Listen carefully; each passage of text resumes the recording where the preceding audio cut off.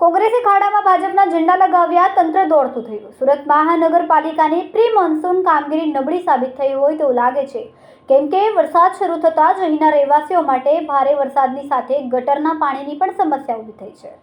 લોકોની અનેક ફરિયાદ છતાં તંત્ર કામગીરી ઢીલી કરતું હોવાથી કોંગ્રેસ દ્વારા વિરોધ પ્રદર્શન માટે નવો પ્રયોગ કરવામાં આવ્યો।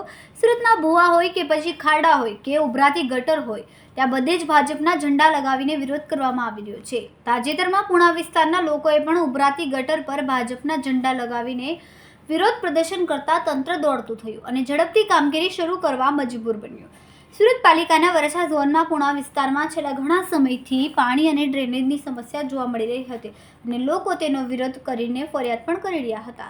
સુરત પાલિકા તંત્ર દ્વારા આ સમસ્યાનો ઉકેલ લાવવા ઘણા બધા પ્રયાસો કરવામાં આવ્યા, પરંતુ સફળતા ન મળી। જોકે હાલ ચોમાસા દરમિયાન આ વિસ્તારના લોકો માટે ઉભરાતી ડ્રેનેજ મોટી સમસ્યા બનીને બહાર આવી। હાલમાં પુણાની વિક્રમનગર સોસાયટી, સંતોષી કૃપા સોસાયટી, નેતલદે પાર્ક સોસાયટી, ચામુંડાનગર સોસાયટીઓમાં 6 દિવસથી ડ્રેનેજ ઉભરાઈ રહી છે। સ્થાનિકો દ્વારા પાલિકાને ફરિયાદ કરવામાં આવી છે, પરંતુ કોઈ કામગીરી નથી, જેના કારણે આજે ઉશ્કેરાયેલી સોસાયટીની મહિલાઓ અને અન્ય લોકોએ પાલિકાની કામગીરી સામે વિરોધ પ્રદર્શન કર્યું હતું। કેમેરામેન સેનિલ વિરાણી સાથે વિશાલ છેઠા, માનવ પ્રભા ન્યૂઝ, સુરત। જી શું આ 6 દિવસથી સતત અમારે ગટર ઉભરાય છે અને આ ગટરનું પાણી જે અમારે આની પાછળ સંતોષી કૃપા સોસાયટી આવી છે, તો એમની અંદર બધું જ પાણી ત્યાં આવે છે, ખરાબ પાણી। અને જરા તરા પણ જો અમારા ધાબા ઉપર પાણીની ટાંકીને હોય છે, જરા પણ લીકેજ હોય તો તરત આવી અને 500 રૂપિયા, 1000 રૂપિયા એવા મસ્ત મોટા દંડ ફટકારી જતા હોય છે।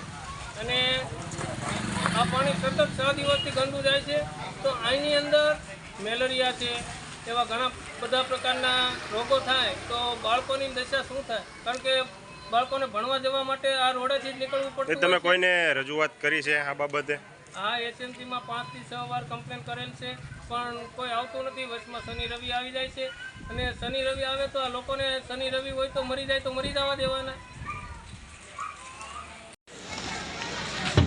જી શું સમસ્યા છે આપની? અમારે ગટરની સમસ્યા છે। આ 6 દિવસથી આ ગટર ઉભરાય છે, અહીં કોઈ ડોકું કાઢવાય નથી આવતું અને ઘરના આંગણા લગીને પોકી ગયું છે ગટરનું પાણી। બાળકોને હાલવા ચાલવામાં બહુ પડે છે ખબર, અને મેલેરિયા, ઝાડા ઉલટીના વાહરા બહુ થાય છે। અને મને એવું લાગે છે કે જ્યારે મુખ્યમંત્રી હતા ત્યારે બહેનોને એમ કીધું હતું જ્યારે જરૂર પડે ત્યારે તમે ટપાલ લખજો। આજે મારી બહેનોને જરૂર છે તો કેમ નથી આવતા એમ? તો આજે અમને એવું લાગે છે કે મુખ્યમંત્રીનો જન્મદિવસ છે તો આ એની અમને ભેટ આપી હોય એવું લાગે છે। અમારા વિડીયોની નવી અપડેટ મેળવવા માટે સબસ્ક્રાઇબ કરો માનવ પ્રભા ન્યૂઝ ચેનલને, બેલ આઇકન ક્લિક કરો લેટેસ્ટ વિડીયો સૌથી પહેલા મેળવવા માટે।